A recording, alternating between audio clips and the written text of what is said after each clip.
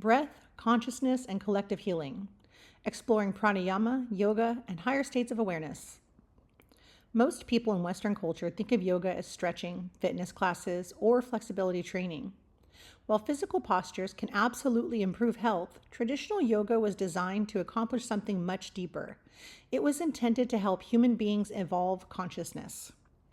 Throughout this course, I've learned that yoga includes breathing practices, meditation techniques, lifestyle principles, and even practices designed to help create harmony in society.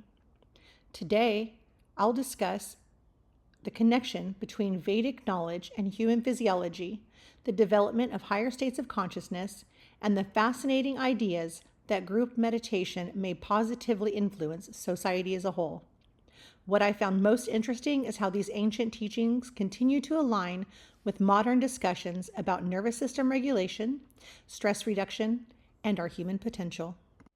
What is pranayama? Pranayama comes from two Sanskrit roots, prana, which refers to life force or vital energy, and yama, which means regulation or control. According to our course materials, prana is considered the force that connects consciousness and matter and links individual life with cosmic life. While modern science may describe breathing in terms of oxygen exchange and nervous system responses, Ayurveda and yoga view breath as something more subtle. Breath is considered the vehicle that influences both physical health and consciousness. Pranayama practices often follow slow, intentional breathing patterns that calm the body and prepare the mind for meditation. I think what makes the practice so powerful is that breathing is always available to us. Even when life feels chaotic, we can return to our breath as a tool for regulation. The benefits of pranayama.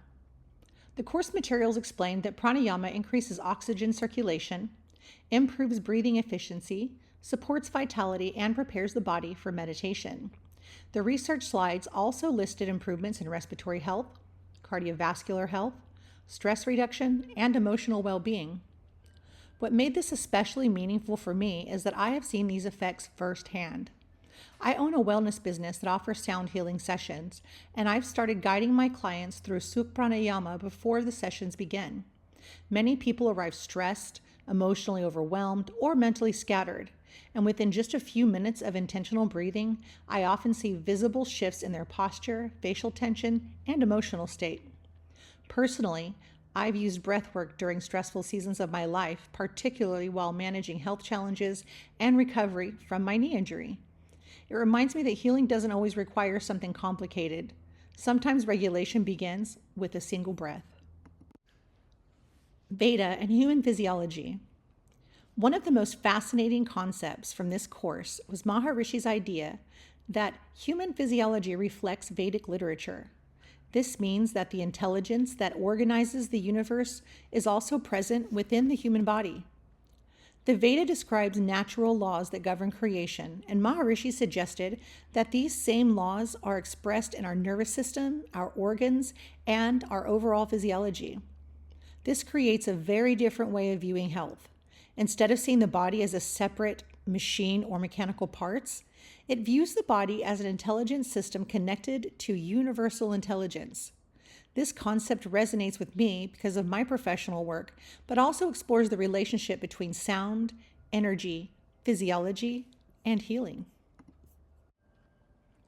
The power of Vedic sound. In Vedic tradition, sound is considered highly powerful because specific vibrations are believed to activate corresponding qualities within the consciousness and physiology. Sanskrit mantras are viewed as precise vibrational tools. This idea strongly connects with my own experiences of working with sound and sound healing. I regularly use crystal singing bowls and frequency-based practices such as tuning forks in my wellness sessions. While these approaches are different from Vedic recitation, both are based on the idea that sound influences the nervous system and emotional states. I have seen people become deeply relaxed, emotionally released, and mentally clear through sound experiences.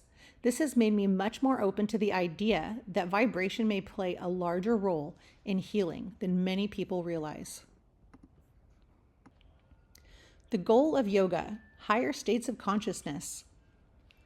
Maharishi taught that the ultimate goal of yoga is the development of higher states of consciousness, not simply physical wellness.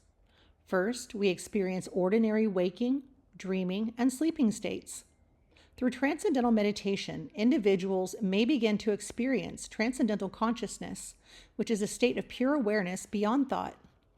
With continued practice, cosmic consciousness develops where inner silence remains present during daily activity.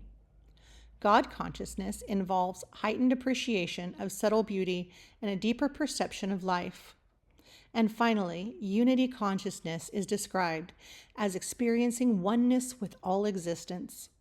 What I appreciate most is that this framework views human development as ongoing.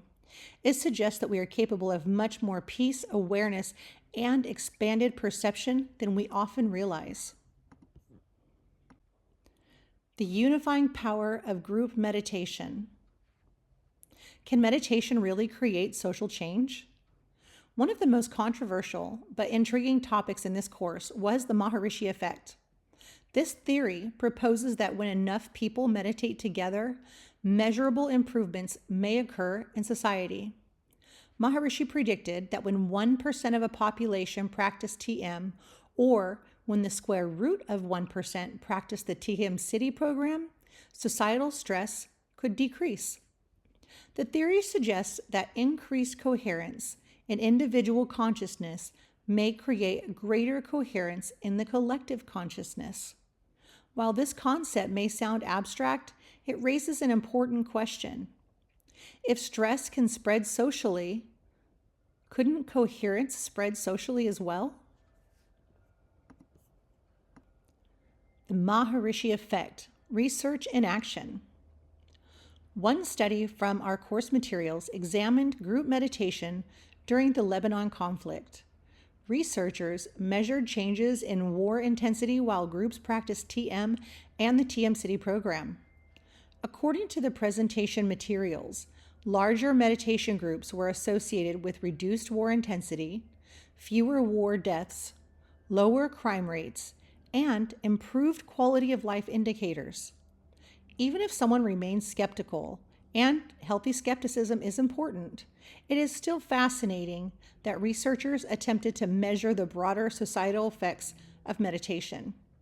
At minimum, these studies invite us to think differently about the relationship between personal well-being and collective well-being.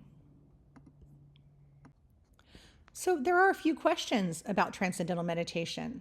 What are the questions that you may be asking? Is transcendental meditation religious? TM originated from Vedic tradition, but it is taught as a secular meditation technique that does not require changing your religion or your belief system. Do you need to meditate for hours every day? The answer, no, not at all. Even short, consistent practices can create meaningful changes. Breathwork, meditation, and mindful routines can all support well-being without requiring extreme time commitments. I believe that accessibility is important because these practices should feel practical, inclusive, and never intimidating. One consciousness, one humanity, one future.